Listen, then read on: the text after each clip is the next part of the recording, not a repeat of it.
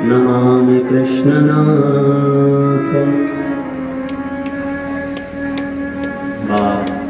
स्वस्ति श्री गणेशाय नमः। स्वस्ति श्री सरस्वते च नमः। स्वस्ति श्री गुरुचरणारविन्दारभ्यो नमः। नारायणं नमस्कृत्यं नरं चैव नरोत्तमं देवीं सरस्वतीं व्यासं ततो जयमुदिरे। यं प्रव्रजन्तमनुपेतमपेतकृत्यं दैपायनं विरहकातरम् आजुहाव। पुत्रेति तन्मयतया तरोऽभिनेदु तं सर्वभूतहृदयं मुनिमानतु। शुकनारायण भगवान के बाबा शुकदेवजी महाराज यांचं चरित्र सकाळच्या सत्रामध्ये आपण पूर्ण केलं।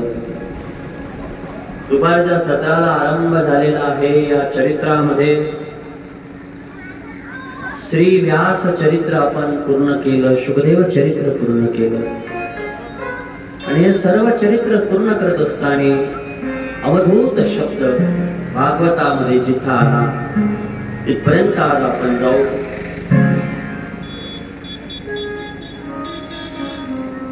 महाभारताचं युद्ध झालं आणि महाभारताच्या युद्धानंतर धर्मराजा राजगादीवर विराजित झाले।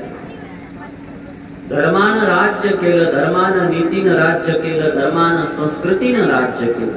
धर्माचं राज्य म्हणजे धर्म, बरोबर? आणि प्रत्येकाचा धर्म वेगळा असं म्हणता येणार नाही। महाराज लोक म्हणतात प्रत्येकाचा धर्म वेगळा आहे, धर्म एकच आहे।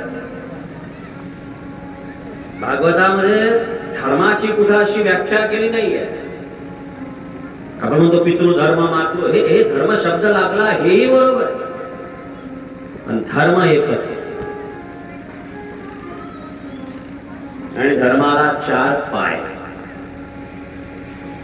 कोणीतरी त्या दिवशी सांगत होतो महाराज की पित्याचा धर्म वेगळा, पुत्राचा धर्म वेगळा, पत्नीचा धर्म वेगळा, फल्याचा धर्म वेगळा, याचा धर्म वेगळा। चुकीचा आहे, धर्म एकच आहे, कर्तव्य अनेक आहे। पत्नीसाठी धर्म वेगळा असेल असं नाही, पतीसाठी वेगळा असेल असं नाही, सगळ्यासाठी धर्म एकच आहे। आणि धर्म हा जय देत असतो। यत्र धर्म यत्र प्रार्थो योगेश्वर, यत्र धर्म जिथं यदा यदा हि धर्मश्च किंवा धर्मवेता इवत्तस्व, भागवता गीतेचा शब्द। धर्म एकच आहे, सगळ्यासाठी धर्म समान। आणि धर्माचे 4 पाय। धर्माचे पाय किती आहेत? 4। त्याच्यातला पहिला पाय सत्य। लक्षात आलं का? धर्माचा पहिला पाय काय? सत्य। काही झालं तरी चालते, सत्य नष्ट नाही झालं पाहिजे। लोक किती खोटं बोललो, आपण सत्य बोललो। सत्य बोले मुखे दुखवी अनेकांच्या दुखे, हेची विष्णूची महापूजा अनुभव नाही तुझ्या। सत्य हे पहिला धर्म आहे। जीव गेला तरी चालते, सत्य बदलं पाहिजे। सत्य चालणे, सत्य बोलणे, सत्याचा बहुमान रे। सत्य चालणे, सत्य बोलणे, सत्याचा बहुमान रे। सत्यासाठी पांडव झाले पहारा नोरान रे, पहारा नोरान रे। सत्य सांगण्या हरिचंद्र तो पहा व्याकुळ झाला। विकोनी आपल्या तारा राणीला, विकोनी आपल्या तारा राणीला स्वतः हरिजन झाला। काय भाव असं? सत्य मर्यादित नाही, सत्य अबाधित, सत्य त्रिकाल अबाधित। असं आहे का? सत्य बदलते, अबाधित। सत्य कोण्या काळातला खरंय, वर्तमान काळात बोला तरी सत्य, भूतकाळात बोला तरी सत्य, भविष्य काळात बोला तरी सत्य. धर्म सत्य आहे, सत्य धर्म आहे. आणि धर्म त्रिकालाबाधी. आमचे गुरुबाबा नेहमी म्हणायचे सत्य त्रिकालाबाधी. तिन्ही काळात सत्य सारखंच. जसं हे सत्य 2 आणि 2 2 2 प्लस 4, 2 मायनस 2 किती 2. हे भारतात भी तसंच आहे, पाकिस्तानात भी तसंच आहे, आज भी तसंच आहे, उद्याही तसेच आहे. सत्य बोलणं हे पहिला धर्म आहे. सत्यता. धर्माचे 4 पाय ऐकून घ्या आज भागवतात. धर्माचा पहिला पाय सत्य. तुमच्या धर्मामध्ये सत्यता असली पाहिजे. आणि सत्यावाल्याला घ्यायचं काम नाही. निर्भय माहिती माझं सत्य जे लपकते ते असत्य. असत्याले बोलबाला जरा जास्त राहील, कुठे असत्याले वजन जास्त राहील, असत्यामुळे माणसं जास्त राहतील, असत्याचा जय जयकार जास्त राहील. कारण पांडव जिंदगीभर वनात होते, दुर्योधन जिंदगीभर कुठे होता? जंगलात नव्हता, राज्यभवनात होता. रावण जीवनभर राज्यभवनात होता, सुखात होता. राम जीवनभर दुखात होता. पण सत्य शेवटी रामाचं आहे. सत्य शेवटी कोणाचं आहे? दुर्योधनाचं नाही आहे. सत्य पांडवाचंच आहे. सत्य हे पहिला आहे. शौच हे धर्माचं दुसरं चरण. शौच माने पवित्रता. पवित्र माणसाच्या बोलण्यात पवित्रता असली पाहिजे, माणसाच्या वागण्यात पवित्रता असली पाहिजे, माणसाचे डोळे पवित्र पाहिजे, माणसाचे हात पवित्र पाहिजे, माणसाचे कान पवित्र, एक एक अवयव पवित्र ठेवा. बिघडू नका. कधीच वार आहे. कोणाचे डोळे चांगले आहेत? आम्ही त्या राजा किल्ल्याला गेलो होतो.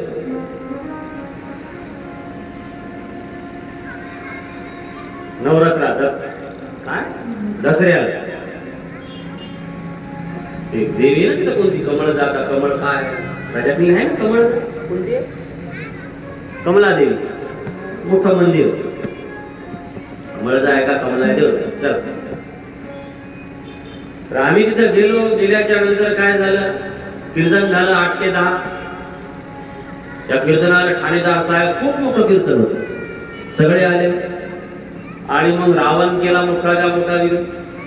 आणि मग त्या मायकात कीर्तन झाल्यावर सगळे आम्ही खाली बसलो. ठाणेदाराचा सत्कार झाला, आमचा सत्कार झाला. आणि मग ते माईक मध्ये म्हणे आता रावण दहनाची वेळ जवळ आलेली आहे, तरी सागर महाराजांनी रावण जाळण्याकरता समोर यावे. मी म्हणलं माझं नाव कोण दिलं तिथे?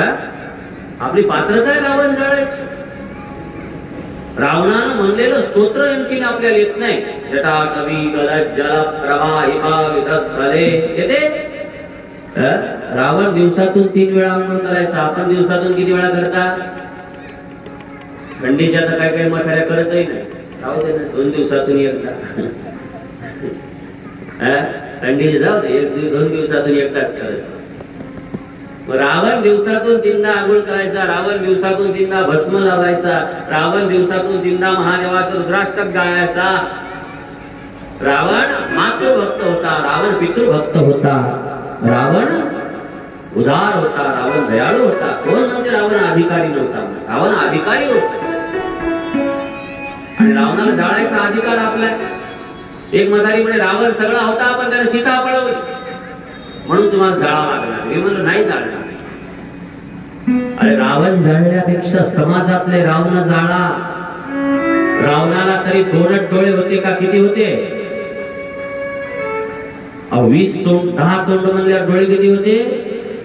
20. आणि 20 डोळ्यानं त्याची नजर फक्त एका सीतेवर गेली. 20 डोळ्याच्या रावणाची नजर फक्त एका सीतेवर गेली.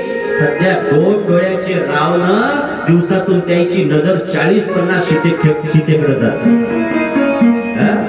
रावण बदमाश होता का? हे बदमाश आहे. बोला. रावणाने एकच सीता पळवली पण जिंदगीभर तिला टच केलं नाही महाराज. तिच्या मर्जीच्या विरुद्ध तिला हात लावला. काय रावणाची बरोबरी करतात? मी म्हणलं बाबा माझ्या कानाला, म्हणतात लहानपणी कानाला खडा, मी रावण जाळणार? रावण जाळायचा अधिकार नाही. रावण शिवभक्त आहे. रावण महाज्ञानी आहे. एक चूक केली म्हणून त्याला जाळता. आणि तुमचे डोळे सांभाळा.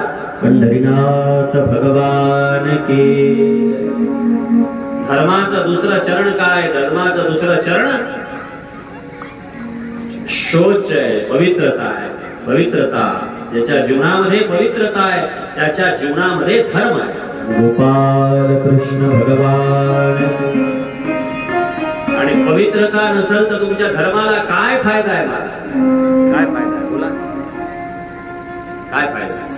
ऐका, धर्म म्हणजे काय? कोणी म्हणते विष्णू हिंदू धर्म, कोणी म्हणते बौद्ध धर्म, कोणी म्हणते मुसलमान धर्म, कोणी म्हणते हे धर्म, कोणी म्हणते ख्रिश्चन धर्म. आमच्या धर्मग्रंथामध्ये पुढ्या धर्माचं नाव जर आलं तर त्याला 4 पाय सांगितले. त्याला पहिला पाय सत. दुसरा पाय पवित्रता. तुमच्या जीवनात पवित्रता पाहिजे. डोळे पवित्र ठेवा, कान पवित्र ठेवा, घर पवित्र ठेवा, मन पवित्र ठेवा. मन कसं पवित्र ठेवा? समजा कपडे पवित्र ठेवायचे तर साबणात धुतल्या जातात. डोळे जर चांगले ठेवायचे तर धुतल्या जातील, कान धुतल्या जातील, नाक मन कसं धुतात? मन साफ करायचं का तुम्हाला? मन स्वच्छ करायचं का? बाहेरून किती मळ असला तर काढल्या जाईल. आतला मळ कसा काढसा? आतला मळ काढायचा का? आता भागवत सुटू द्या, घरी जा आणि 10 रुपयाची व्हील पावडर नाही तर सर्फ एक्सेल आणा, एका तांब्यात अशी कालवा आणि पिऊन घ्या. एक अर्धा पिऊन घ्यायची. पिऊन घेतली काय होईल? काय होईल? मन पवित्र होईल. मन पवित्र होणार नाही होणार. मन पवित्र करा. मन जर पवित्र नसेल तर भजन करून काय फायदा? थोडा आवाज. मन जर पवित्र नसेल महाराज तर अधिकार करून काय फायदा? मन जर पवित्र नसेल तर भजन व्यर्थ आहे तुमचं.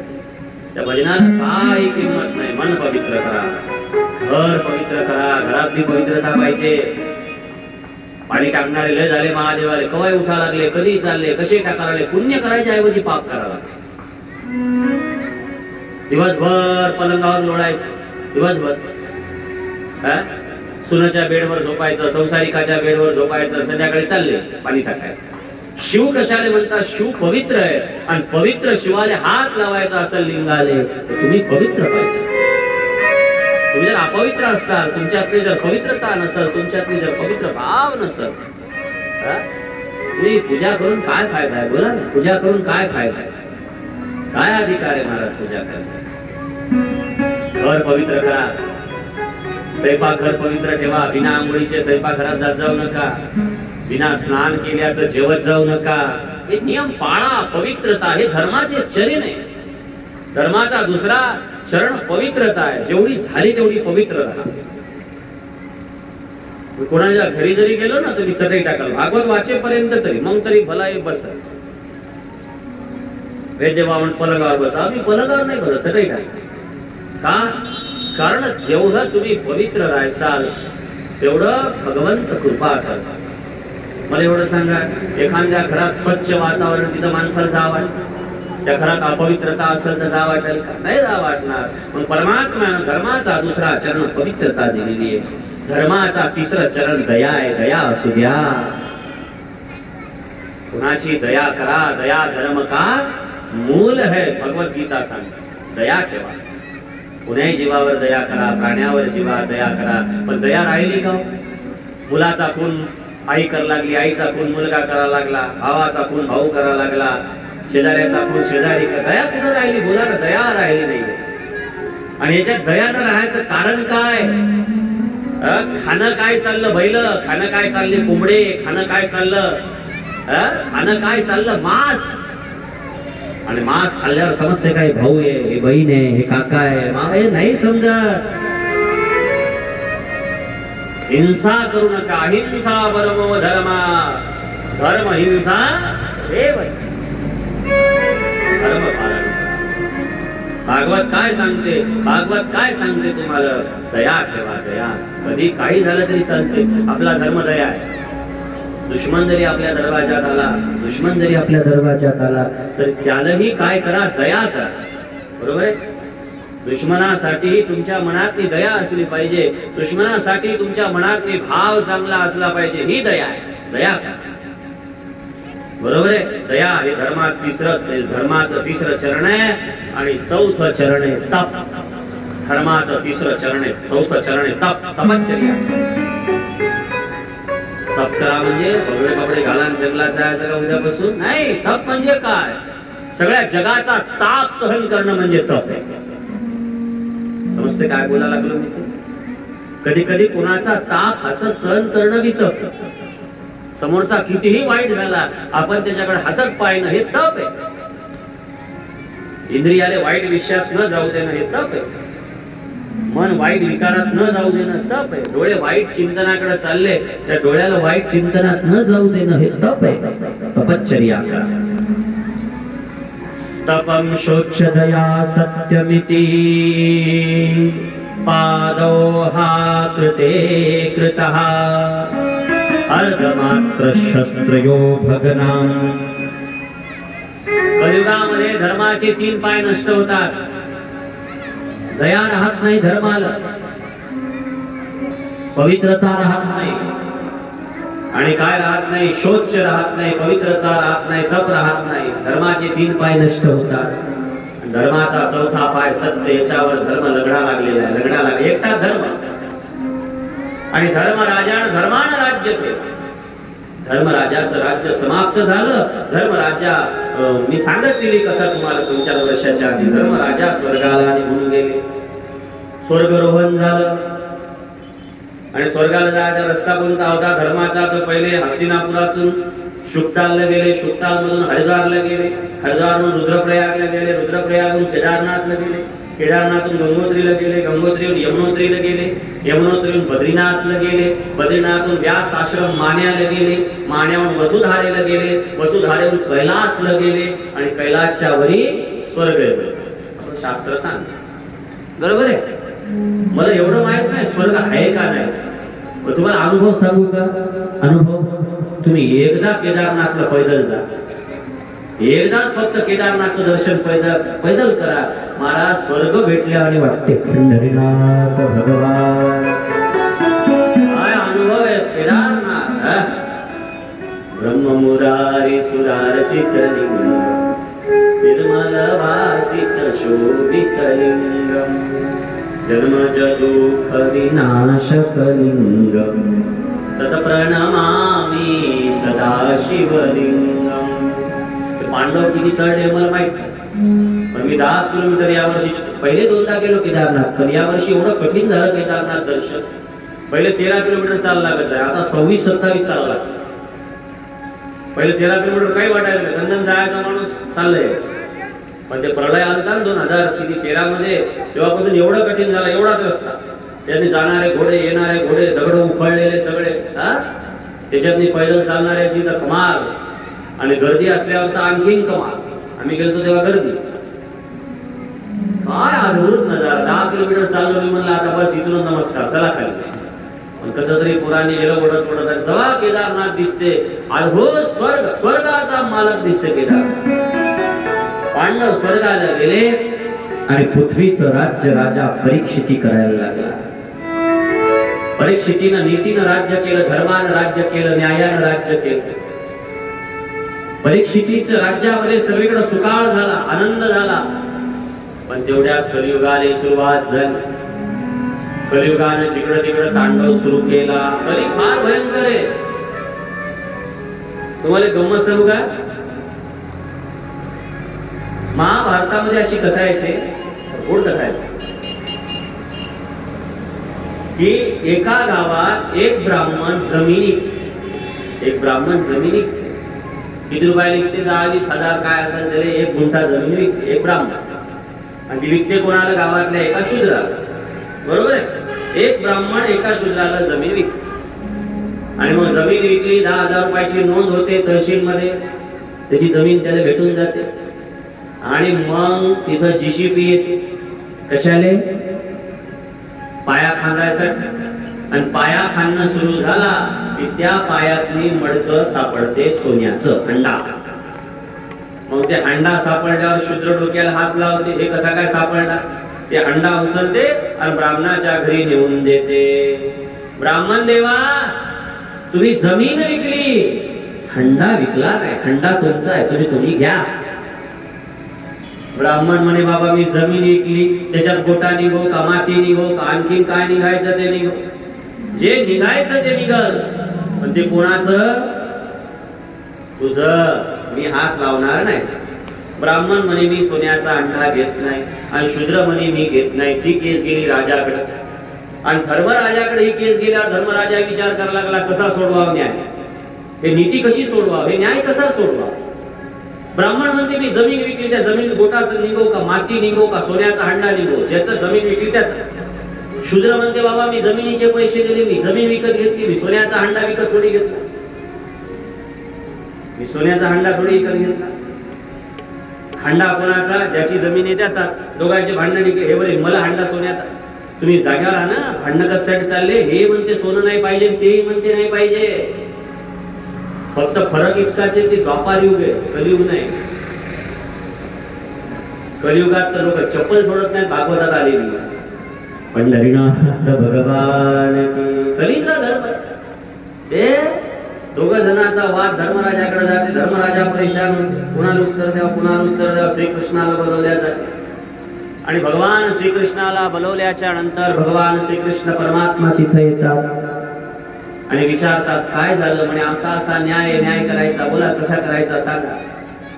चला म्हणे ब्रह्मदेवाकडे. ब्रह्मदेवाकडे जातात आणि ब्रह्मदेवाकडे गेल्याच्या नंतर रस्त्यात जाता जाता ब्रह्मलोकात एक खांब लागते. त्या खांबाले काळा पिट्ट माणूस, असा कोळशासारखा काळा, कोळशासारखा काळा एक पिट्ट माणूस त्याच्यात बांधलेला असतो. इतका बांधलेला असतो की त्याला हलता येत नाही, इतका जोरात त्याच्या अंगाला असे कपडे पडेल असतात. धर्मराजाले दया येते. आपण चाललो ब्रह्मदेवाकडे, पण ब्रह्मदेवाच्या न्यायातनी असा माणूस कोण बांधलेला आहे? म्हणे, हे कलियुग आहे. म्हणे, याला जरासं ढिल्ल करा ना. पण तू म्हणशील तर ढिल्ल करू, जरासं त्याचे आटे कमी कर. जरासं कलियुग ढिल्ल होते. ब्रह्मदेव जाते आणि ब्रह्मदेवाकडे धर्मराजा जाते. धर्मराजा म्हणते, महाराज आमचा न्याय करा. यानं मग जमीन विकली, हे म्हणते जमिनीत सोनं सापडलं. ज्याची जमीन विकली ते म्हणते मला पाहिजे नाही, आणि जे म्हणते जमीन घेतली ते म्हणते मला पाहिजे नाही, आणि सांगा न्याय करा. ते दोघं जण पुढे झाले. धर्मराजा येडा झाला का काय? अरे जमीन विकली मी, सोन्याचा हंडा थोडी विकला, हंडा माझा. शूद्र म्हणते, वारे वा, पण जमीन विकली, गोटा निघो का काळी निघो, हंडा माझा. धर्मराजा पागल झाला. धर्मराजा मनात विचार करते, याचे भांडणं खाली कशासाठी चालले होते? हे म्हणे मला हंडा पाहिजे नाही, हे म्हणे मला पाहिजे नाही, आणि इथं आल्या आल्याच याच्यात बदल का झाला? काऊन बदलले? ब्रह्मदेव हसायला लागले, कृष्ण हसायला लागले, आणि हसता हसता काय झालं, याच्याकडे पाहिलं, पण यायचं मन काऊन बदललं? ते कलियुग जरासं ढिल्ल केलं. ढिल्ल त्याचा एक आटा कमी केला तर आपले आटे खराब झाले. इकडे लक्ष द्या ना. ब्रह्मदेवानं एक कलियुगाचा आटा ढिल्ला केला तर आपल्या डोक्याचे आटे काय झाले? ढिल्ले झाले. ते म्हणते सोनं पाहिजे, हे म्हणते सोनं पाहिजे, ते म्हणते सोनं पाहिजे, ते म्हणते सोनं पाहिजे. बोला ना, त्याला बांधून टाका. पुन्हा बांधलं, पुन्हा हे म्हणते मला हंडा नाही पाहिजे, मला हंडा नाही पाहिजे. विचार करा, बुद्धी किती भ्रष्ट झाली असेल कली. कली सगळ्या पापाचं मूल आहे. कलीतली बुद्धी जशी जागेवर राहते कशीच राहते. आता वातावरण तर एवढं खराब झालेलं ना, भजन नाही ना, सत्संग नाही ना, साधना नाही ना, तपश्चर्या नाही ना, पवित्रता नाही, काय मन जागेवर बसणार? आणि मनच तर सगळ्यात बेकार. कली काय सोपा आहे का? गुरुचरित्र वाचलं का कोण? गुरुचरित्राच्या पहिल्या अध्यायात कथा कोणाची? कलीची. ऐकली का तुम्ही? गोपाल कृष्ण भगवान की, पंढरीनाथ भगवान की. गुरुचरित्रामध्ये फार गोड चरित्र येते महाराज, फार गोड चरित्र. जेव्हा सतयुग चालू होते तर सतयुग कसं येते? लंगोटी घालून येते, तपश्चर्याची साधना घेऊन येते, कलियुग सुरू होते. मग त्रेतायुग येते. त्रेतायुग एका हातात काय घेऊन येते? धनुष्य बाण. एका हातातली तपश्चर्य सामुग्री घेऊन येते. त्रेतायुग चालू होते. मग द्वापारयुग हातात काय घेऊन येते? यज्ञ घेऊन येते. आणि यज्ञ घेऊन आल्यावर द्वापारयुग चालू होते. आणि मग सगळ्यात शेवटी काय येते? कलियुग येते. लक्ष द्या, कलियुग येते तर नंग येते. नंग, अंगावर एक वस्त्रही नसते, दिगंबर येते. आणि एका हाताने आपली जीभ धरते. इकडे लक्ष द्या, एका हातात कलियुग काय धरते? गुरुचरित्र वाचा, दत्तात्रय महाराजांची पोथी वाचा, त्याच्यात कथा आहे. एका हातात काय धरते? जीभ. एका हातात जीभ धरते आणि एका हातात आपलं गुप्त इंद्रिय धरते. ब्रह्मदेव येते, विचारते कसा आला असा नंगा पुंगा कुठे येणार? ते म्हणते मी कलियुग आहे. सगळे मातीत घालायसाठी मी जन्माला आलेलो. महाराज, तपस्वी, मृदंगाचार्य, विनोदाचार्य, भगवदाचार्य, रिकामाचार्य, मठाधिपती, 108, 1008, 5050 सगळे, शंकराचार्य, सगळ्याला मातीत घालायची जबाबदारी कोणाची? माझी आहे. कोणी असो ते, केवढाही मोठा साधू असो, विश्वामित्रासारखा असो, अर्गणाचार्य, तबलाचार्य, सगळे जेवढे दिसतील डोळ्यात तेवढे मातीत घालायसाठी माझा जन्म झालेला आहे. आणि माझ्या सगळ्यात जास्त अटॅक कोणावर? भागवतकार, कीर्तनकार, भजन करणारे, नामस्मरण करणारे, चंदन लावणारे, किडे, हे सगळ्याच्या माती करायसाठी जन्माला आलेलो म्हणते. ब्रह्मदेव म्हणे वारे वा, मग तू सोडशील कोणाला? म्हणे हे ज्या दोन वस्तू ज्या दोन हाताने धरल्या ह्या ज्यानं जिंकल्या पंढरीनाथ भगवान के, त्या दोन वस्तू ज्याच्या ताब्यात आहे त्याचा मी दास आहे. दोन वस्तू ज्याच्या हातात आहे त्याचा मी दास. आणि या दोन वस्तू ज्याच्या हातात नाही, ते केवढाही मोठा भागवतचार्य असू द्या, त्याचे 400 नाही 4000 भागवत होईल असू द्या, त्याची माती केल्याशिवाय मी राहत नाही. कोण म्हणे? कलियुग पंढरीनाथ भगवान. म्हणून या दोन गोष्टीले जे दूर राहते ते कलीले जिंकू शकते. या दोन गोष्टीच्या जे दूर राहते ते कलीले जिंकू शकते. बाकी कलियुगाले कोणी जिंकू शकत नाही. कली ऐका, कलीचे महिमान असत्यासी निजले जन, पापा देती अनुमोदन, करती हेळन संताची. किंवा एक भजन आहे कबीर महाराजांचं, आई रे बेईमान दुनिया, आई रे बेईमान दुनिया,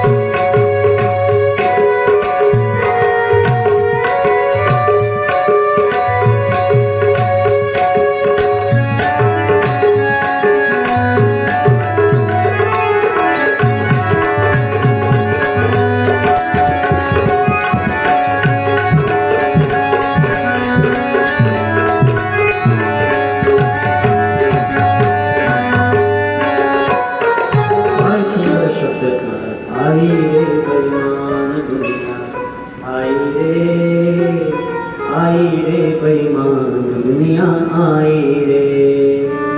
साधु संत को कोई नहीं माने, बिजड़ों को बहुमान, आई रे बेईमान दुनिया, आई रे बेईमान। समजलं बा? दुनिया बेईमान आहे। कलीचा वास चालू झालेला, जिकडे तिकडे कलियुग सुरू झालेला आहे। आणि जेव्हा पाहिलं महाराज परीक्षितानं माझ्या राज्यात कलीचा प्रवेश झाला, कलीचा पाठला परीक्षित करते। एका पायाचा बैल माने धर्म, एका पायाचा बैल माने धर्म आणि गाय माने पृथ्वी, दोघांचं संभाषण चालू असतं। राजा परीक्षित तिथं जाते, त्याचं भाषण ऐकते, तेवढ्यामध्ये तिथं कोण येते? काळा पित्त कोळशासारखा पुरुष कली येते। आणि जसा कली आला, या कलीला पाहिल्याबरोबर त्या गाईला आणि बैलाला कली मारत असते। राजा परीक्षिती जाते आणि त्या बैलाला आणि गाईला मुक्त करते आणि त्या काळ्या माणसाचा जीव घेणार एवढ्यात ते काळा माणूस पाया पडते। कोण आहे म्हणते? कोण आहे? सांगते मी पापाचं मूळ कली, कली आहे कली, पंढरीनाथ भगवान।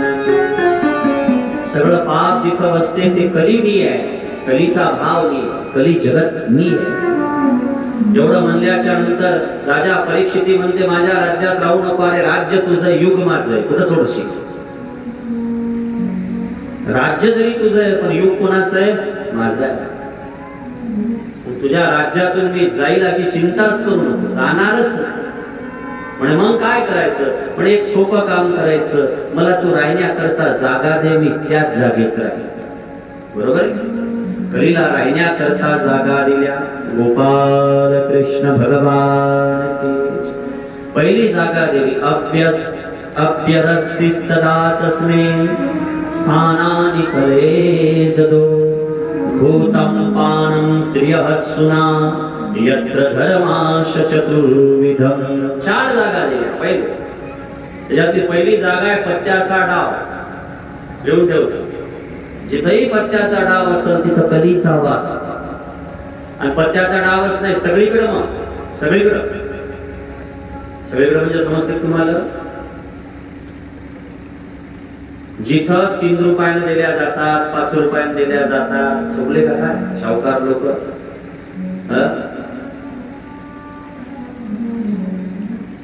पंढरीनाथ भगवान की कुठेही असो, नव्हते काही असो, कलीचा वास तिथे आहे।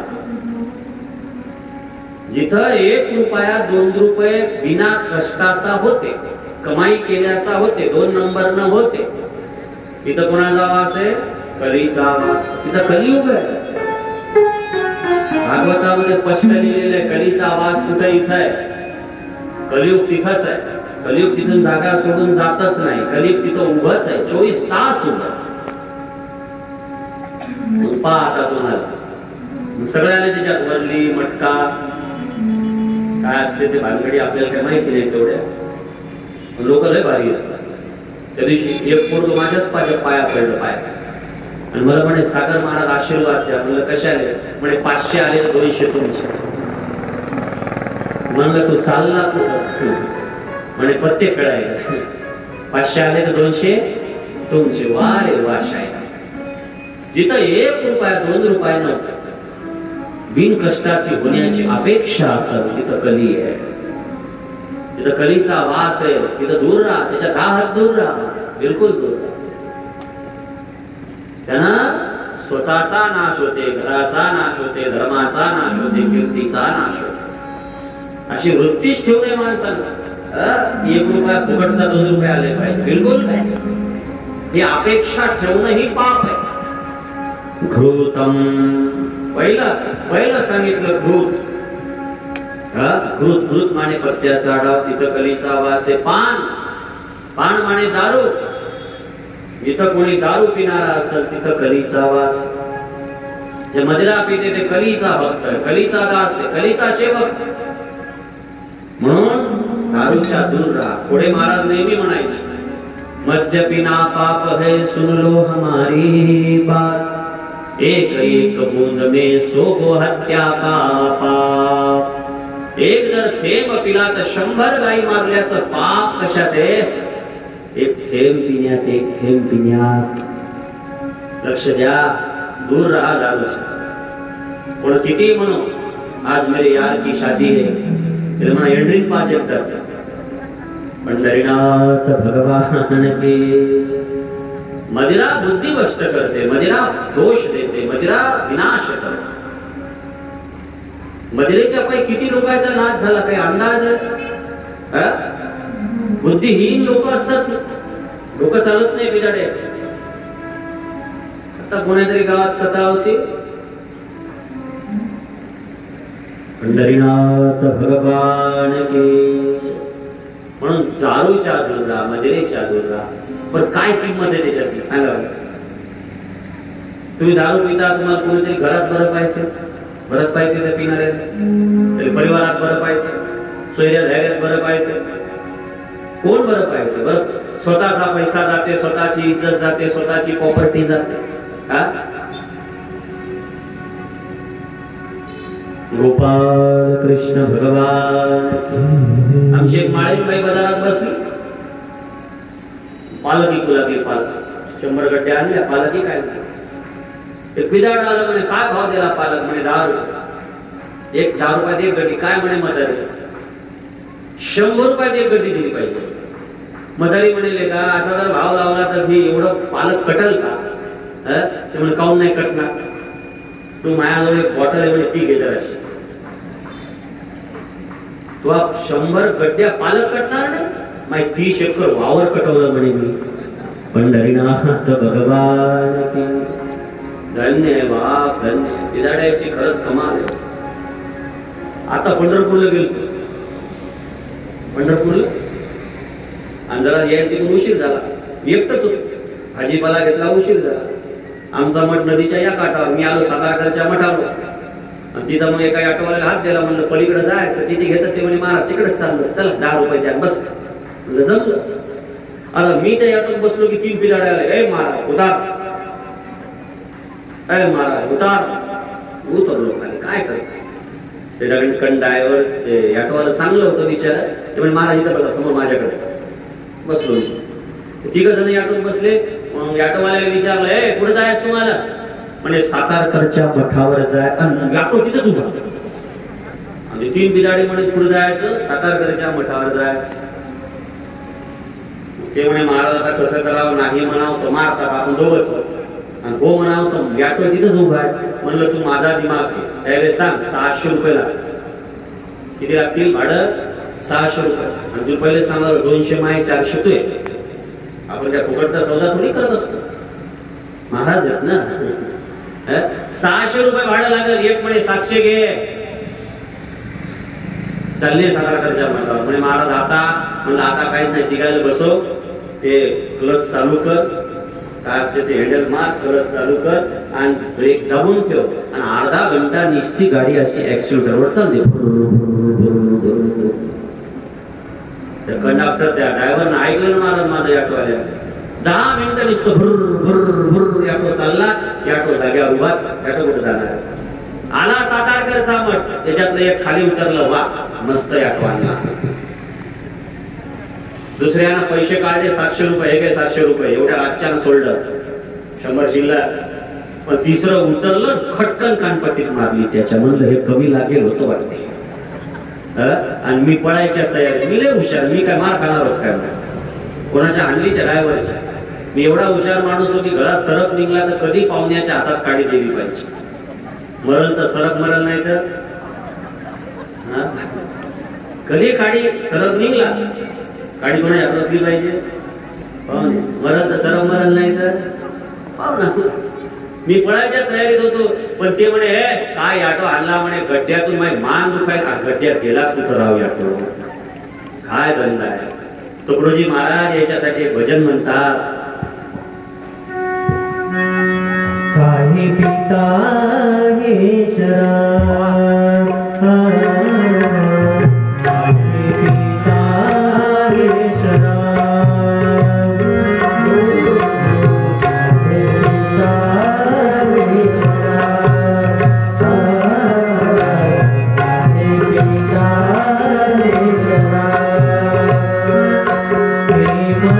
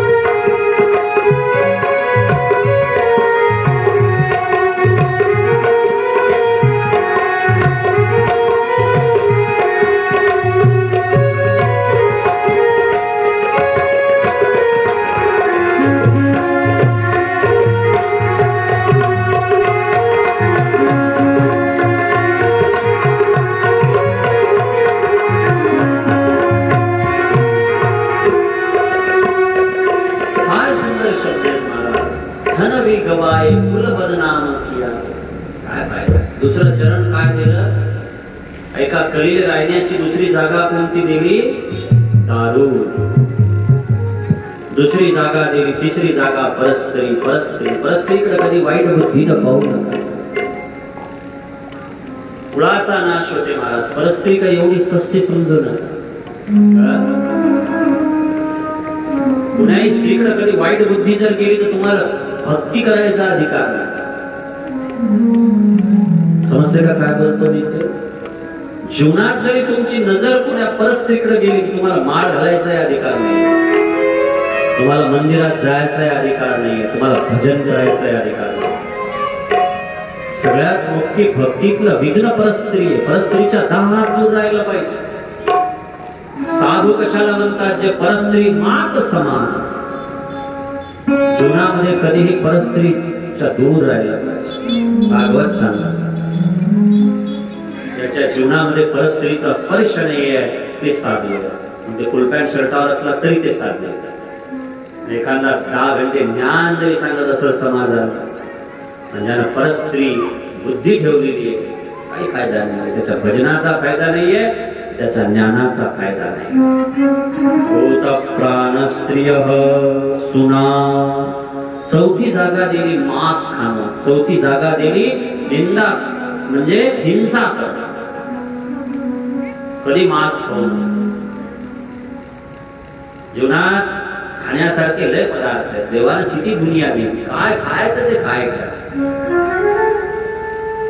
17 पगडे अन्न दिलं म्हणतात, ते खा. मांस खाऊ खाल्ला असेल इतक्या दिवस परस्त्रीकडे गेले असेल, आता तर क्षमा मागा. या इकडे ग्रंथ भागवत आवाज देते तुम्हाला.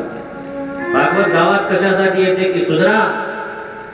संत येऊन चेतवा लागले, संत तुम्हाला जाग करायला लागले.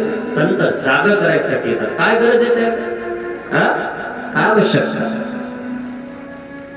पुण्या साधूला एवढं ज्ञान सांगण्याची काय गरज? कशासाठी सांगतात? तुमच्या कल्याणासाठी सांगतात महाराज. तुमचं कल्याण झालं पाहिजे म्हणून व्याजी सुंदर कथा सांगायला लागले, भागवत पुराण सांगायला लागले. 4 जागा दिल्या, कली परास्त जागा. मागतल्यावर 1 जागा आणखीन दिली, सोनं. सोनं दिलं, सोनं. पण कोण्या सोन्यातली कलीचा वास आहे? जे सोनं पापाच्या पैशाने आणलं त्याच्यात सोन्यात कलीचा वास. नाही तर सोन्याले भागवतामध्ये महादेव बनलेले. सोनं कुठून तयार झालेले? महादेवाच्या अंगापासून तयार झालेले. सोनं हे शंकर आहे. शिवाचं रूप सोन्यात, लक्ष्मीचं रूप सोन्यात. पण जे सोनं पापाच्या पैशाने आणलं त्या सोन्यात काय? कली आहे. आणि पापाचा पैसा कोणता असते? समोरचा म्हणते 5 लाख घ्या, आपण म्हणतो नाही 10च पाहिजे. घेतला 10 लाख होता, केले 5 लाखाचे बासनी. बासनच म्हणतात नाही इकडं. केले 10 लाखाचे दागिने, 5 लाखाचे दागिने घातले सोन्याच्या गळ्यात. सुंदी आली घरात आणि काय आलं? झोपले काका? सुनबी आली घरात आणि काय आलं? कली बी आला, कली. तुमच्या इकडे घरात भांडणं लग्न झाल्यावर होते का आधीच होते? पंढरीनाथ भगवान की. कलीचा वास, दुसऱ्याचा आदर म्हणतो. त्याला स्वइच्छेनं दिलं तर त्याच्यात प्रेम आहे, पण तुम्ही जबरदस्तीनं मागायला लागले, हे पाप आहे. भागवत सांग, इतक्या बारीक आहे भागवत, इतकं सूक्ष्म आहे भागवत. श्रवण जर केलं तर, नाही श्रवण केलं तर मग काय सोनं देव. सगळ्यात जास्त चोरीचं धन कोणाकडे असते? राजाकडे. ध्यान द्या, डाकूकडे बी नसते. सगळ्यात जास्त चोरीचं धन कोणाकडे असते? राजाकडे. मला एवढं सांगा, आता जीएसटी लागू झाली, तुमचा काही फरक पडला काय जीएसटी? काकडेवाले बाबा आपण भरली का जीएसटी? आपल्याला काय स्वप्नात कोण्या भाकरीचं खातात हे माहित नाही जीएसटी कशाला म्हणतात. ही सगळी जीएसटी भरणारे कोण असतात? 2 नंबरचा पैसा 1 नंबर करायसाठी जीएसटी भरावा लागतो. हे सगळं सोन्याचं धन जमा होते, पापाचं धन जमा होते, कोणाकडे जाते? राजाकडे. आणि त्या टायमाला राजा कोण होता? परीक्षित. परीक्षिताच्या घरात एक सोन्याचा टोप होता आणि ते सोन्याचा टोप महाराज जरासंधाचा होता. जरासंधाचा मुलगा सुखदेव, त्याचा हक्क त्याच्यावर होता, पण भीमानं उचलून आणला, चोरून आणला, लपून आणला, घरात ठेवला. सोन्याचा पैसा आज्यानं पाप केलं, भीमानं चोरून आणला, घातला कोण? नातानं घातला, नातानं. मग तुम्हाला असं वाटते का की त्या भीमानं, ज्याच्या घरी देव काय करायचा? भांडे घासायचा, त्या भीमानं सोन्याचा टोप आणला, चोरून आणला, मन दुखून आणला, ते त्याच्या नाकानं घातला आणि पुऱ्या कुळाचा सत्यानाश झाला. आणि मग खरंच तुम्ही असे लोकांचे मूर्ती मोडू वावर कमवले असतील, बंगले बांधले असतील, तुम्ही घरं बांधले असतील, त्याच्यात तुमचे नातू आणि लेकरं सुखानं राहते. पंढरीनाथ भगवान नाव काढू नका, शब्द काढू नका. तुम्ही कितीही लोकांना मरोडा फोडा, घ्या ओढू, घ्या ओढू, घ्या ओढू, पैसा घ्या, पैसा करा, बंगले बांधा, पोरायसाठी जमा करा, नातायसाठी जमा करा. आणि एक दिवस काय होईल? काय होईल? धर्माचं धन तुम्हाला सोडा लागणार आहे, तुमच्या 3 पिढ्याला भोगा लागणार आहे. मजाक नका वाटू द्या. तुम्हाला गंमत नाही, वाईट वाटलं तर वाटू द्या. आता ते जे म्हातारे माणसं होते यायची, हे जेव्हा जवान होते, यायला विचारा गावातली ज्या ज्या लोकांकडे 200, 200, 300, 300 एकर जमीन होती, त्यानं किती अन्याय केला गावात. हे म्हणत ते कारभार, हे म्हणत ते थाप, बंदुकीच्या जोरावर पाप केलं. आज त्याच्या पिढ्या पा गावातली ज्याच्याकडे 200, 200, 300, 300 एकर जमीन आहे, त्याच्या लेकरायचे, नातायचे, खायाचे हाल आहेत, खायाचे सुद्धा हाल आहेत. आरक्षण मागायची वेळ आली. पंढरीनाथ भगवान की. सगळा पैसा गमवून टाकला, वावर गमवून टाकले पिढीनं त्या कमवले. म्हणून आजानं जरी पाप केलं तरी नाताला भोगा लागते. इतकं बारीक सांगते भागवत. तुमच्या घरी काहीच नसू द्या, एक टाइम खायची सोय नसू द्या, इमानदारीनं जगा. तुमची पुढची पिढी कलेक्टर होईल, IAS होईल, IPS होईल. लाल दिव्याच्या गाड्या हिंडा लागले ते लोक आज. काहून? त्यानं कर्म चांगले केले, त्याच्या आई वडिलांना कर्म चांगले केले, त्याच्या परिवारानं चांगले कर्म केले. गोपाल कृष्ण भगवान कर्म चांगले करतात.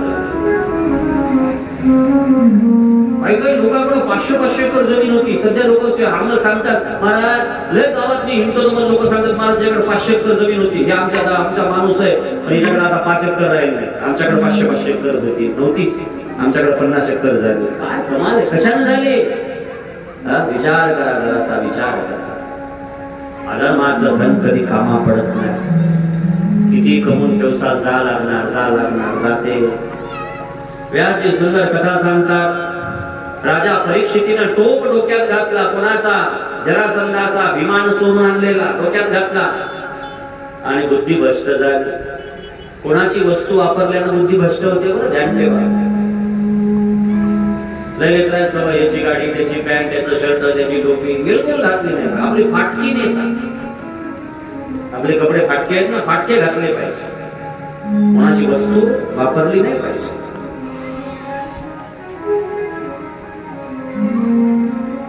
कोणी जर चांगला चष्म्यानं चांगलं पाहत असेल, त्याचा चष्मा घालसाल तर तुम्हाला चांगलं दिसेल. ते जर त्या चष्म्यानं वाईट पाहत असेल तर तुम्हाला वाईट दिसेल. कोणाची गाडी जर रोज जिकडं नाही तिकडं लालाजीच्या दुकानात जात असेल, त्या गाडीवर महाराज जरी बसला तरी एक चक्कर तिकडे मारून येईलच ते. पंढरीनाथ भगवान की. वस्तूला किंमत नाही. गांधीजीचा चष्मा 2 काय कितीतरी करोड मध्ये ते विकत घेतला म्हणजे, कितीतरी 200 कोटी मध्ये इंग्लंड सरकार. पण चष्मे नाहीत काही, गांधीजीचाच काऊन घेतला. इंग्लंड मध्ये जेव्हा मोदी साहेब जातात तेव्हा पूर्ण भारतातून आवाज उठते, छत्रपती शिवाजी महाराजांची भवानी तलवार वापस आणा. तलवारी नाहीत काही इकडं, ती छत्रपतीची तलवार. त्या तलवारीला किंमत आहे, तसं वस्तूलाही किंमत आहे. समजते? कोणाची वस्तू वापरू नये माणसा, त्याची बुद्धी स्पष्ट होते. मला एक सांगू का, एक वृंदावनले आनंद नावाचे संन्यासी होते. मग गुरुजी कथा सांगायची आमची. आनंद स्वामी म्हणून एक संन्यासी होते. आणि एक दिवस काय झालं ऐका ना, ते कधी ब्रह्मचारी होते, कोणाच्या घरचं खात नव्हते, कोणाच्या स्पर्शही करत नव्हते आणि झोपडीत राहायचे. पण कोण्याही गावात ते कीर्तन करायला जायचे. काय करायचे? कीर्तन करायला जायचे. मग कीर्तन करायला हे संन्यासी बाबा गेले. एक दिवस त्या गावात पूर आला नदीला, आणि नदीला पूर आल्याच्या नंतर त्या गावात मुक्काम पडला. आणि मुक्काम पडल्यावर मग साधून मंदिरात राहायचं. साधू एका ग्रस्तीच्या घरात राहिला. संन्यासी महात्मा कोणाच्या घरी राहिला? संसारिकाच्या. पण राहिला तर राहिला, एखादी चटई टाकायची, झोपायचं ना. संन्यासी त्याच्या बेडवर झोपला. आमचे गुरुजी कथा सांगायचे. संसारिकाच्या बेडवर पलंगवर झोपला आणि रातच्या त्याला झोप लागली. झोपत स्वप्न पडलं. ऐका ना, स्वप्नात संन्यासाचं लग्न झालं. कशात? तुम्ही जागी आहात सगळे का झोपले तुम्ही? संन्यासी झोपला, झोपल्यावर त्याला स्वप्न पडलं आणि स्वप्नात संन्यासाचं लग्न झालं. लग्न झाल्यावर संन्यासाला काय झालं? एक लेकरू झालं. आणि मग संन्यासाची बायको म्हणे, आता काय करा, आपण राजदूत गाडी घेऊ. ज्या बेडवर झोपला असेल त्याचे काही संसारिक लोकांचे विचार त्याच्यात असतील. ती बायको रोज नवऱ्याला म्हणत असेल गाडी घ्या गाडी घ्या, नवरा काय घेत नसेल. पण हे संन्यासी जाऊन झोपला तिथं. आणि संन्यासी जाऊन झोपला. झोपल्याच्या नंतर यानं काय केलं? स्वप्नात गाडी घेतली. कोणती? राजदूत. त्या काळातली गाडी होती मोठी. आणि मग राजदूत गाडीला बटन नव्हतं पहिल्या काळात. आता आहेत का काय माहित नाही. ती चालू कशी करायला लागायचं आहे? पायानं. आणि ज्याच्या पाय चांगला दणकट आहे त्यानं राजदूत गाडी घ्या.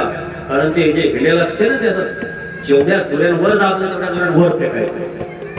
बरोबर आहे. मग संन्याशानं घेतली गाडी. बायको बसली मागून. संन्याशाला म्हणे, आता म्हणे बायको म्हणे करा चालू. आणि मग संन्याशानं तनातन लाथा घालणं सुरू केल्या. कशावर? तुम्ही झोपले का काय? कशावर? पलंगावर. आणि त्या पलंगाची जी नाट होती ती सरकली. जुन्या काळातला पलंग सागवानी. ती नाट सरकली आणि संन्यासा तिथून पडला आणि ती नाट पडली पायावर.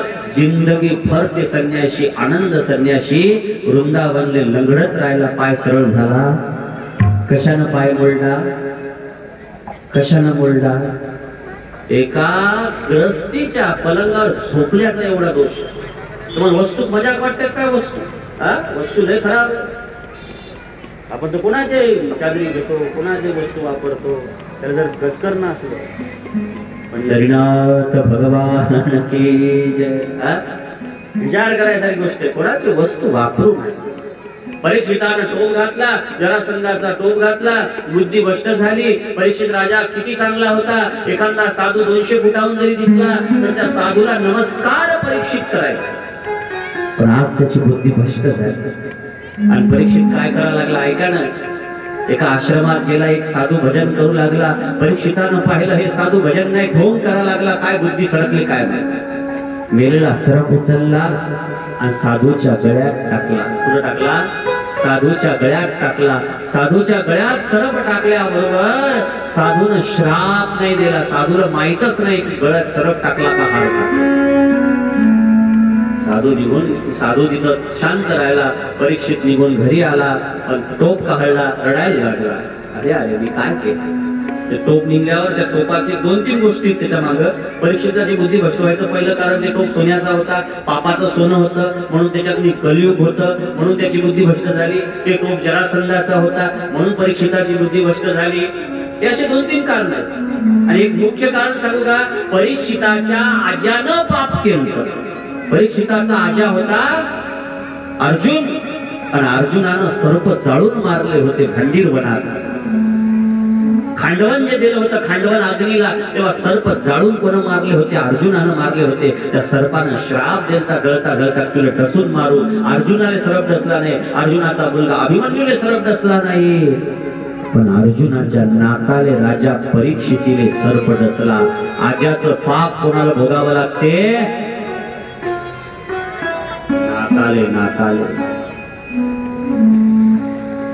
एका गावात अशी कथा सांगू लागलो तर एक नातू उठून उभा राहिला म्हणजे मी माझ्या आज्याचं पाप भोगणार. म्हणलं त्याचं वावर माझ्या नावावर कर, त्याचा मळा बिळा घर माझ्या नावावर कर, मी भोगतो. लय काय लागते त्याच्या? आज्याचं वावर पाहिजे, आज्याचा पैसा पाहिजे. जेवढं धन पितरायनं सोडलं तेवढा पितृदोष सोडून जातात. जाणतो नाही का पितृदोष म्हणजे काय? असं काय नवीन काय नाही. ते एखाद्या महाराजाकडून जातात कोणते पितृदोष आहे. पितृदोष म्हणजे काय? तुमच्या पितरायनं केलेलं पाप म्हणजे पितृदोष. तुमच्या आजे पंजे पाप करून मेले ते पाप तुम्हाला भोगावं लागतं, कारण तुमची त्याची संपत्ती तुम्ही भोगायला लागली. गरुड पुराण वाचा, ह्याच्यात बारकाईत बारीक गोष्ट लिहिली. आता आमची कथा होती एका गावात, आमच्या गरुड पुराणातली सगळ्यात मोठं दान कोणतं सांगितलं मेलेल्या माणसासाठी माहिती? शय्या दान. विष्णू महाराज किंवा एखादा जवान माणूस जर मेला 50च्या आतला, त्याच्यासाठी लग्न झालेला, त्याच्यासाठी काय दान करायचं? शय्या. शय्या म्हणजे पलंग. पलंगावर एक गादी, त्याच्यावर एक उशी असं लिहिलेलं आहे त्याच्यात. एका बाईने ते ओव्या काढल्या त्या गरुड पुराणातल्या आणि आणल्या माझ्याकडं. पान म्हणे महाराज, ब्राह्मण लोकांनी लिहून ठेवलं, धर्माचा धंदा सुरू झाला, धर्माचा धंदा सुरू झाला, याचे पोट भरायसाठी यानं ग्रंथ जे नाही ते बोलली बिचारी. मी सगळं ऐकून घेतलं. म्हणलं ब्राह्मण काय एवढे येडे होते का लिहायला ग्रंथ? संत काय एवढे व्यर्थ होते का लिहायला? पलंग दान करायला सांगितलं. मला एवढं सांगा, माणसाला आयुष्य किती आहे? 100 वर्षातलं सगळ्यात जास्त आयुष्य माणसाचं कुठं जाते? सांग, बोला बोला बोला. तुम्ही ग्रंथाला चूक नका म्हणत जाऊ. माझं माझं माझं माझं डोकं तिथं सर. कोणी ग्रंथाला चूक म्हणायचं नाही. गरुड पुराण असो का, वामन पुराण असो का, भागवत पुराण असो का, शिव महापुराण असो, जे आहे ते खरंच आहे. तुमच्या कल्याणासाठी डोकं लावत जाऊ नका जास्त. लोक विनाकारण ब्राह्मण जाते, ब्राह्मणानं असं केलं, ब्राह्मण. अरे ब्राह्मण राहिलेच कुठं गावात? मोठमोठे सुपरवायझर झाले, मोठमोठे साहेब झाले, 1% आरक्षण नसून ते समाज सध्या सगळ्यात जास्त सगळ्या मोठमोठ्या पोस्टवर आहे. तुम्ही रिकामीच गावात त्याची उकंडे काय गरज आहे उतरायची? ऐका, म्हणजे मी ब्राह्मण असं नाही, मी ओबीसीच आहे. पंढरीनाथ भगवान के. म्हणजे सत्य, ते सत्य मांडलं पाहिजे समाजासमोर. ती बाई आली माझ्याकडे, म्हणे महाराज ब्राह्मणाने लिहून ठेवलं शय्या दान करा. आता मेलेल्या माणसाचा त्या शय्येचा काय संबंध? अरे मला एवढं सांगा, एवढं उत्तर द्या. माणसाचं 100 वर्षाचं आयुष्य, त्याच्यातलं 50 वर्ष आयुष्य कशात जाते? झोप. अर्धा आयुष्य कशात जाते? झोप. आणि माणूस कुठं झोपते? पलंगावर. तुम्हाला सगळं सुख कुठं भेटलं? जीवनाचा सगळं सुख, संतती सुख असू द्या, ब्रह्मती सुख असू द्या, आनंद सुख असू, सगळं सुख कशावर भेटते? पलंगावर. म्हणजे कुठंतरी त्या जीवाची वासना नष्ट व्हाव म्हणून संतांनी लिहून ठेवलं की त्या जीवासाठी शय्या दान करावं. ग्रंथातला एक एक शब्द खराय, फक्त सांगणारा पद्धतशीर पाहिजे. पंढरीनाथ भगवान. कोण म्हणते चुकीचं आहे? ग्रंथ बरोबर आहे, फक्त विचार. अर्ध आयुष्य पलंगावर जाते, अर्ध सुख आपल्याला संसाराचं पलंगावर जाते. म्हणून पलंग दान सांगितलं. चुकीचं का? आज्याचं पाप नाकाला भोगावं लागते म्हणून राजा परीक्षितीची बुद्धी भ्रष्ट झाली. आणि राजा परीक्षितीची बुद्धी भ्रष्ट झाल्यानंतर राजा परीक्षित मेलेला सर्प टाकते, रडते घरी येऊन की मी काय केलं, मी काय केलं, मी चुकलो. मी एका साधूच्या गळ्यात सर्प टाकला, माझा कुळ नाश व्हावा, माझा नाश व्हावा. या जीवनात कशाला भ्या, लक्ष द्या. कशाला नाही दिले तरी चालते, पण दोन गोष्टीला भ्या महाराज. कधी ग्रंथाचा अपमान करू नका आणि कधी संताचा अपमान करू नका. पंढरीनाथ भगवान. किसी भी जीवन में कोई ग्रंथ हमें ना माने तो भी मत मानना, मत सुनना, मगर किसी ग्रंथ का अपमान मत करना. ये ग्रंथ क्या है? ये ग्रंथ संतों के जीवन का सार है. कभी संत का अपमान मत करना. कोई भी संत मिले, न मानना हो तो न मानो, न मत लो दर्शन, मत सुनो उसकी वाणी, मगर उसका देश मत लो. संताचा जर तिरस्कार करसाल, संताच्या वाटी जासाल तर कुठलेच राहणार ना, कुठलेच. मी संताचा अपमान केला, मी साधूचा अपमान केला. डोळ्यातून धारा सुरू झाल्या महाराज. पाप केलं, पाप. परीक्षिताच्या जीवनात एकदाच पाप घडलं, परीक्षित रडा लागला. आपल्या जीवनात रोज घडते, पण आपण कधी पश्चाताप करत नाही. राजा परीक्षितीच्या डोळ्याला धारा लागल्या. ही जमीन फुटाव, ही जमीन फाटाव, मला समावून घ्याव, माझा नाश व्हावा, असे शब्द काढायला लागला.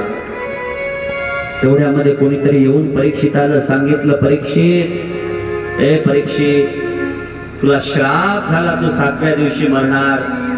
तुझ्या ऋषीच्या गळ्यात सर्प टाकला, त्याचं पोरग आलं, त्याच्या पोराचं नाव आहे शुंगी. शुंगीनं श्राप दिला तुला, श्राप. 7व्या दिवशी तू मरणार, सरप डसणार, तुला सरप डसणार. परीक्षित राजाला आनंद झाला असं भागवतात लिहिलं. काय झाला? आनंद झाला मला. चला 7 दिवस तर दिले, मी जे पाप केलं त्याच्यातून निघायसाठी 7 दिवस तर दिले. डायरेक्ट नाही म्हणलं की आताच मरावं. एका मिनिटात डोक्यावरचा टोप काढला, जन्मजयाच्या डोक्यात घातला, सांगितले भारत देशाचं राज्य सांभाळ. समजलं आता की आपलं काही राहिलं नाही. आता आपल्याला असे 7 दिवस दिलेले आहेत का कोणाला? पण 75 झाल्यावर तर सोडा. 75 वय झाल्यावर तर असं म्हणा की पुरा आता बा हे बाई व्यवहार, या चाव्या, हे धंदा, इथे आपले इतके फलाट, इतके आपला पैसा, आता हे सांभाळ. पण काही काही म्हातारे 90 वर्षाचे झाले तरी वावराकडे आहेतच. आम्ही एक चक्कर मारून येतोच म्हणतो. अरे चाल ना भागवताला. पंढरीनाथ भगवान की. काय फायदा? काही काही म्हातारे 50, 80 वर्षाचे पाटणी लोकात बाजार करायचा. थैली हालते, ते काडी हालते. मी म्हणलं का रे बाबा, हे वय का बाजार करायचं? काय करावं म्हणे महाराज, 4 पोरं आहेत, पण एकाले बाजार करता येत नाही. मग 1300चा कोण करावं? ते तू करून जातस. वय का काय वय का सांगा, सोडा ना, कुठेतरी समाप्त करा ना आयुष्य. माझं एक म्हणणं आहे, संसारातली मुलगा करता झाला की माणसानं संसाराचा निरोप घ्या. कामाशी काम. बाबा हे तुमचा व्यवहार, तुम्ही तुमचं पाठ बसा. कमवसाल तर तुम्ही खासाल, कमवसाल तर तुम्ही उपाशी. फक्त 2 टाइम घरात जेवा, भजन करा. हे भागवत सांगते तुम्हाला. सोडा, कुठेतरी थांबवा ते. उठा उठा पाठी, भयाले मोठे जागे व्हा. वय कुठेतरी संपवा. 7 दिवस दिले, आपल्याला दिवस दिले नाही तसे. काय काय मथारे मारले हो पोरायनं धरू धरू. ते मथार इतकं हाणलं, भजन करायचं आमच्या सगळं. मरणाचं मारलं पोरायनं, सगळं तुटलं. त्याचं 4 पोरायनं मारलं. आमच्याला भेटायला गेलो. भेटायला शाळेत भाव होते सगळं, गंमत नाही. आम्ही भेटायला गेलो, काजू नेले. म्हणलं बापू कसं काय मारलं पोरायनं? म्हणे असं झालं तर. म्हणलं आता आमच्या संग चला, इना वाजवत जा, भजन करत जा, 2 टाइम जेवण भेटते, सप्त्यात राहत जा. ते म्हणे मार द्या, म्हणे महाराज मारलं. लोकांना 900 करून होत नाही. आपल्याला 4 झाले, मारलं मग काय झालं? नाही पुतळा बांधावं करायचं. मारलं ना लेका पोरानं, मारलं तरी संसार सुटत नाही. संसारात आता आनंद राहिला का, मजा राहिली का, तरी संसार सुटत नाही. वयाची निवृत्ती, रिटायर होणं, निवृत्ती कुठेतरी परमार्थात घाला. भजन करा, नामस्मरण करा. एका मिनिटात टोक काढला, डोक्यात घातला, जन्मजयाचा सांभाळ. माझा शेवटचा टाइम आलेला आहे, मला तिकडे जावं लागणार. या भावनेनं परीक्षित राजा निघाला. गंगेच्या काठाकाठाने निघाला, कारण गंगेच्या काठाने त्याचे पूर्वज गेले. आजी जे होते धर्म भीम अर्जुन नकुल सहदेव गंगेच्या काठाकाठाने स्वर्गापर्यंत गेलते, याने विचार केला की त्या काठाकाठापर्यंत जाव, पण याचं पुण्य आज्यापेक्षा जास्त होतं. आज्याचं पाप बी कामी पडते आणि आज्याचं पुण्य बी कामी पडते. पांडवानं केलेलं पुण्य याच्या कामी पडणार होतं. हे हस्तिनापुरातून फक्त 35 किलोमीटरवर आला. किती किलोमीटरवर आला? 35 किलोमीटरवर आला. आणि 35 किलोमीटरवर आल्याच्या नंतर एक वडाचं झाड दिसलं. वडाचं झाड, त्या वडाच्या झाडाखाली संत बसलेले दिसले. कोण कोण संत? भागवतात त्यांची नावं दिलेली आहेत. ऐका 2 मिनिटं. अत्रि वशिष्ठ चैवनम शरद्वान अरिष्टनेमी भृगु अंगिरम पराशर विश्वामित्र परशुराम उतत्य इंद्र प्रमद इंदम वाहनम मेधातिथि देवलम अरिष्टनेमी भरद्वाज गौतम पिप्पलाद मैत्रेय उर्व कवश अगस्त भगवान व्यास नारद, हे सगळे संत तिथं बसलेले दिसले. परीक्षित गेला, रडायला लागला. महाराज, माझ्या आजा पंजाने लय पुण्य केलं होतं.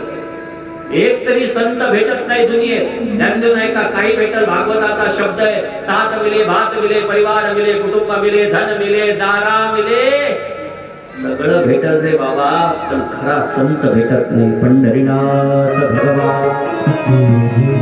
या जगातले काही कमवता येईल, भागवताचा शब्द लिहून घ्या. या जगातले काही कमवता येईल, देव कमवता येईल, देव, पण खरा संत कमवल्या जात नाही. खरा सद्गुरू भेटत नाही, खरा साधू भेटत नाही.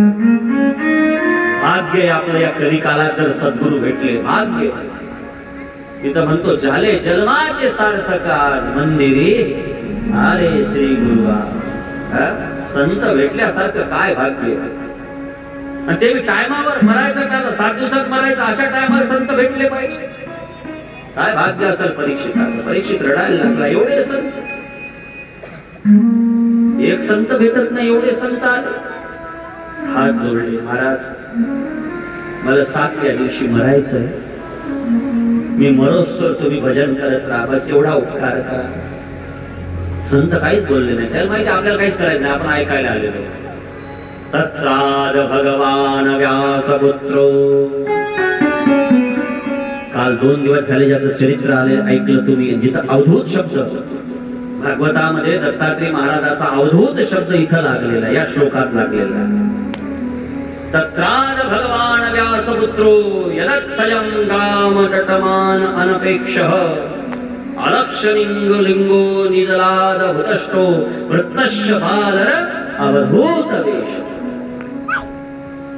स्वइच्छेनं पृथ्वीवर पर्यटन करता करता 16 वर्षाचं ज्यांचं रूप आहे, ज्यांचे हातपाय कमळाच्या दांडीसारखे नाजूक आहे, ज्यांच्या भुया फार सुंदर आहे, ज्यांचे केस कुरळे आहेत, महाराज ज्यांच्या अंगावर जानवही नाही, कपडाही नाही, दिगंबर आहेत, नग्न आहेत, गळ्याला कपाळाला काही चंद नाही, गंध नाही, काहीच नाही, कोणती अवस्था ओळखल्या जात नाही. फक्त त्याचा वेश कसा आहे? अवधूत. आणि या एका शब्दावर मी आज 4 दिवस झाले बोलायला लागलो. किती शब्दावर? तुम्ही जागे आगा नाही. पहिल्या दिवस पासून सांगायला लागलो की अवधूत शब्द भागवतात इथं आलेला आहे. कोण आहे ते अवधूत? त्याची काल मी तुम्ही दिवसभर कथा ऐकली आणि आज सकाळी मी ज्याची कथा ऐकली की ते अवधूत म्हणजे शुकाचार्य महाराज. ते अवधूत म्हणजे शुकाचार्य. भागवतात व्यास महाराज अवधूत शब्द शुकदेवासाठी वापरतात की शुकाचार्य महाराज येतात. तम द्वष्टवर्षं सुकुमार पादम करोर बाहुं हंस कपोल गात्रम. सुंदर रूप शुकादेव तिथं आगमन होते आणि शुकाचार्याचं आगमन झाल्याच्या नंतर सगळा मंडप उठून उभा राहतो. वडाच्या झाडाखाली एक व्यासपीठ आणल्या जाते. त्या व्यासपीठावर शुकदेवाला बसवल्या जाते. 16 वर्षाचे शुकाचार्य महाराज बस. काय रूप दिसत असेल ते? 16 वर्षाचे शुकाचार्य भागवत सांगायला लागले. काय दिसत असतील ते? पंढरीनाथ भगवान के महत्व आहे महाराज. गोपाल कृष्ण भगवान के. 16 वर्षाचे शुकाचार्य नाजूक, काय ती मूर्ती, ती बसते व्यासपीठावर. राजा परीक्षिती खाली बसते, रडायला. महाराज तुम्ही आले म्हणे? हो आलो. आणि आता टेन्शन घेऊ नको, आता मी आलो. आता काय होते तुमच्या गावात? माती काय छटाके? जांभरून मध्ये वैद्य फुगड आहे, मातीला कुठं किंमत आहे, माती कुठं छटाका निघल्या जाते. पण तीच माती जर हरणाच्या बेबीत गेली तर काय होते, 1,00,000 रुपये छटाक नाही केल्या जाते. तिची काय होते, कस्तुरी होते, कस्तुरी. लोखंडाची किंमत 40 रुपये रे बाबा, 40 रुपये. पण हे लोखंड जर परिसाले घासल्या गेलं, परिसाले, त्याची किंमत 65,00,000 रुपये किलो नाही केल्या जाते. फक्त कुठपर्यंत, त्याला परिसापर्यंत जावं लागणार आहे. मातीची किंमत कधी वाढल, तिला हरणाच्या बेबीत जावं लागणार आहे. तसा परीक्षिता, तुला कोणी ओळखणार नाही, पण तू आज सद्गुरूच्या पाया पडला, साधूच्या पाया पडला. आता टेन्शन घ्यायचं नाही, माग काय झालं, सरब नसणार आहे ना, अमुक आहे. जडलो पायी मग भय नाही, केल्या मागिल्या कर्माचे. जडलो पायी मग भय नाही, केल्या मागिल्या कर्माचे. सद्गुरु देवा देवसे सेवा देणे सार्थक जन्माचे.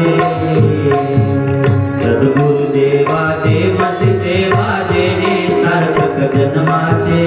जडलो पायी मग भय नाही, केल्या मागिल्या कर्माचे. जडलो पायी मग भय नाही, केल्या मागिल्या कर्माचे. माती असता कस्तुरी झाली, माती असता कस्तुरी झाली, मोल राहे ना मातीचे. परिसासी ते लोभ झगडता, कंचन झाले पाटाचे. परिसासी ते लोभ झगडता, कंचन झाले पाटाचे. सद्गुरु देवा देवसी सेवा जन्माचे. सद्गुरु देवा देवसे देणे सार्थक जन्माचे. जडलो पायी मग भय नाही, केल्या मागिल्या कर्माचे. जडलो पायी मग भय नाही, केल्या मागिल्या कर्माचे. राजाच्या घरी धुणं धुणारी होती, भांडे घासणारी होती, झाडून काढणारी होती. राजाच्या बंगल्यात झाडायची, फरशा पुसायची. राजाची नजर तिच्यावर पडली, राजाकडे लग्न करायचं तर हिच्या सगळं करायचं. आणि ती दाशी काय झाली, राणी झाली, राणी. पण कशानं, राजाची झाली, राजाची. आता तिला कोणी दाशी म्हणू शकल? परीक्षिता, हे परीक्षित, तू सद्गुरूकडे आला, तू साधूकडे आला, तू महादेवाच्या कथेत आला, तू कृष्ण कथेत आला, तू राम कथेत आला. आणि एकदा कथेत आलं की टेन्शन नाही. जिंदगी भरी कथा, एका मजाक नाही. 365 दिवस तुम्हाला सुरक्षित करते भागवत. एका चिल्लर आहे का भागवत? वर्षातून फक्त एक भागवत ऐका, 365 दिवस तुम्हाला भागवत सांभाळते. भागवत फक्त निष्ठेनं ऐका, भावनेनं ऐका, चांगल्या बुद्धीनं ऐका. 365 दिवसाचं रिचार्ज म्हणजे भागवत. एवढे मोठं संकट येऊ द्या, त्या संकटातून हात बाहेर काढत, फुलासारखं तुम्हाला बाहेर काढत, अग्नीतून. इतकी ताकद भागवत आहे. टेन्शन घेऊ नको परीक्षित. दासी असता राणी झाली, जगात वय वाटे तिचे.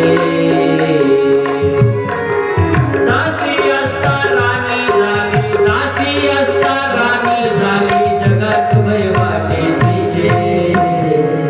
अरे गुरुरायाने उंच बसविले, हात पुरे नाय माझे. गुरुरायाने उंच बसविले, हात पुरे नाय माझे. सद्गुरु देवा देवसी सेवा देणे सार्थक जन्माचे. जडलो पायी मग भय नाही, केल्या मागिल्या कर्माचे. जडलो पायी मग भय नाही, केल्या मागिल्या कर्माचे. जडलो पायी मग भय नाही, केल्या मागिल्या कर्माचे. सद्गुरु देवा देवसी सेवा जेणे सार्थक जन्माचे. अरे जडलो पायी मग भय नाही, केल्या मागिल्या कर्माचे. पडलो म्हणलं का पायी? पायात कोणी कोणाच्या पडते जाऊन बसलो. जडावं लागते, सद्गुरूच्या पायात जडा. जिंदगी भर टेन्शन, जिंदगी भर टेन्शन. जीवाला भीती कुठपर्यंत आहे, लक्ष द्या. जीवाला भीती फक्त सद्गुरूच्या पायापर्यंत जाण्यापर्यंत. आणि एकदा सद्गुरूच्या पायापाशी गेला, गुरुरायाने उंच बसविले हात पुरे नाय माझे. यम भील यम भील. मार्कंड्याला काय झालं? 14व्या वर्षी मरण होतं मार्कंड्याला. 7 दिवसावर मरण आलं मार्कंड्याचं. 7 दिवसावर. आणि नारद भेटले. याला माहित झालं मरण आहे. जंगलात रडायला लागला मार्कंडे. मी 7 दिवसांत मरणार, मी 7 दिवसांत मरणार, मी 7 दिवसांत मरणार. शिवमहापुराणची कथा आहे. मार्कंडे रडायला लागला. नारद भेटतात. नारद म्हणते काऊन रडतं? मला मरायचं 14 दिवशी, 14व्या वर्षी. 7 दिवस राहिले.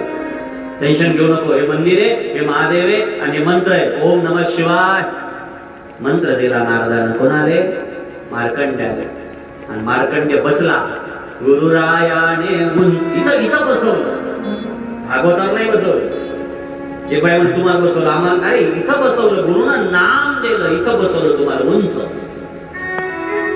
आणि मार्कंड्य जपत राहिला, जपत राहिला, जपत राहिला, जपत राहिला. मरण आलं. यम आला न्यायले. खाल्यावर बसून येते ना ते रेड्यावर. यम रेड्यावर बसून आला. मार्कंड्याला फाशे टाकले. मार्कंड्याला ओढायला लागला. मार्कंड्याचा जीव कासा विसवायला लागला. मार्कंड्य भयभीत झाला. समोर महादेवाचं लिंग होतं. परमतीर्थावर तेवढं पाण्याच्या मंदिरात मोठं लिंग. त्या लिंगाला मार्कंड्यानं आलिंगन दिलं. गुरुरायाने उंच बसविले. आणि यम ओढायला लागला. शेवटी काय झालं? भगवान महादेव प्रगट झाले. आणि काय झालं? आधी व्याधी पडती भिवूनी मनती काळाला. आधी व्याधी पडते भिवूनी मनती काळाला. पाहुनी आयशा शिवभक्ताला यमही थरथरला गयाळा. यमही थरथरला गयाळा. यमही थरथरला. आधी व्याधी पडते भिवूनी मनती काळाला. आधी व्याधी पडते भिवूनी मनती काळाला.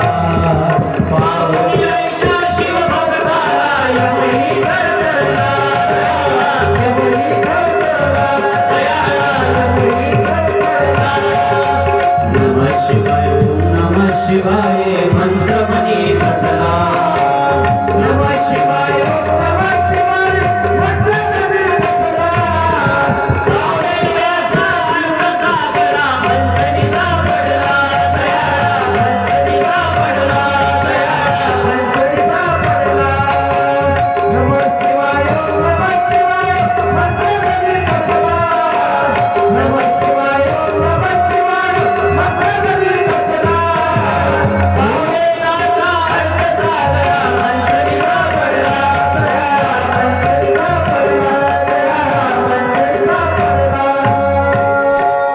मनी बसला.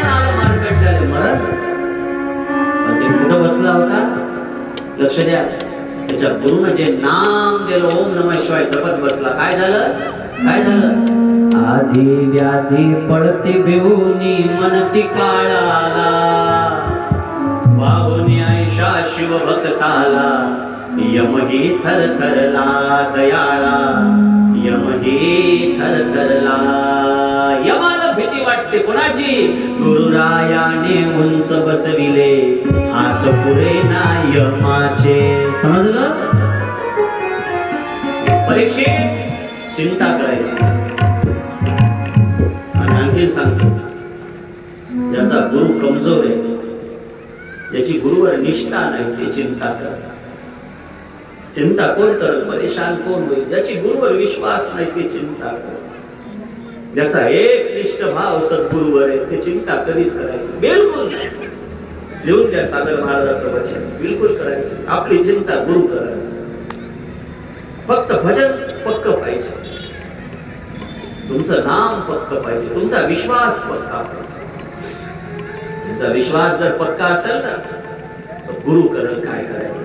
तुम्ही भजन करा. जडलो पायी. मला इतकं आवडते भजन आहे. जडलो पायी मग भय नाही, केल्या मानल्या कर्माचे. तू मरोस तर इथं मी बसतो, टेन्शन घेऊन दे. कोण म्हणते? शुकाचार्य महाराज. 7वा दिवस समाप्त. 7व्या दिवशी मरण आहे ना, तक्षक डसणार आहे ना, ते तक्षक डसोच तर मी इथं बसतो. टेन्शन घेऊ नको, कोण मरते मी पाहतो. तू काय चिंता करायला लागला परीक्षित, मी आलो. आता काय घ्यायचं, टेन्शन घेऊ नको, बस इथं. परीक्षित राजाला बसवलं आणि शुकदेवानं इथून भागवत सांगायला सुरुवात केली.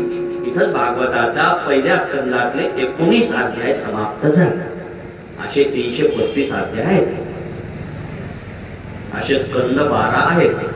आपले नेमके 335 अध्यायातला एक स्कंद आणि 335 अध्यायातले 19 अध्याय झाले. भंडारा कधी करता मला का? किती दिवस चालवायचं भागवत? 19 अध्याय सांगायला, त्याच्यातले मी एकच श्लोक अवधूत शब्द सांगण्यासाठी 4 दिवस गेले. चला आजची कथा इथं विराम देऊ. थेट उद्या पुन्हा 12 ते 4. 4:30 झाले असू दे. 12 ते 4 म्हणत जा, तुम्ही 12ला येत जा, चालू देऊ. जितकं जे कथा करल ते ईश्वर करल, आपली पुढे टाकत. सकाळी मला मायग्रेनचा एवढा त्रास होणार, अशी मान करताय, अशी मान करताय. मला आजच्या भागवत वाचावं तर कसं वाचावं? इथं बसलो की सगळं चाललं. काय कमाल, काय ईश्वर. मी तर म्हणतो ना, जडलो पायी मग भय नाही, केल्या मागितल्या कर्माची. गुरुजी करतात, आपली काय अवकात ते कथा करायची. असो, झालेली सेवा त्याची त्याच्या चरणी समर्पित. आजची कथा इथं विराम घेत आहे.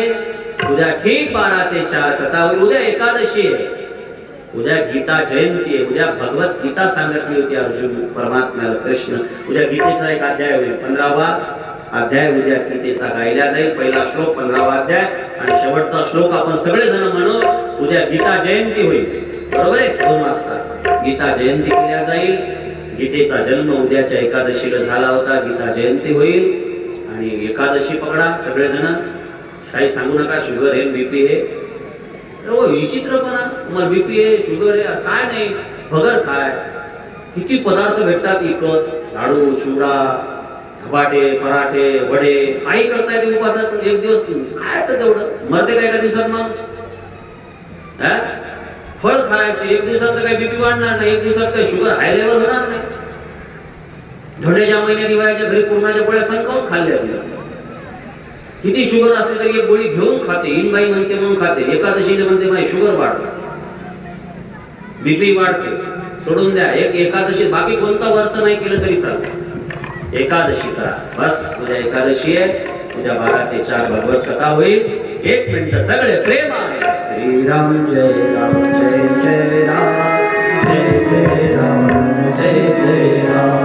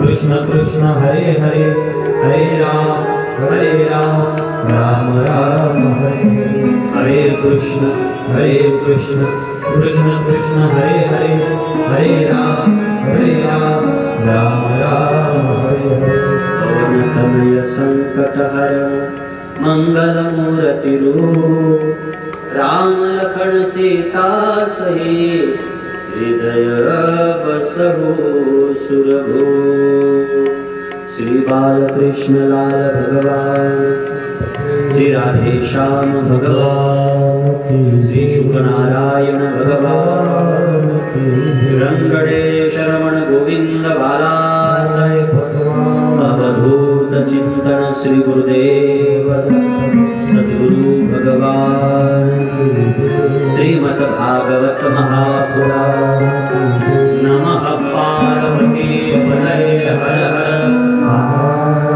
जय जय श्री राधे आरतीसाठी सर्वजण उभे राहा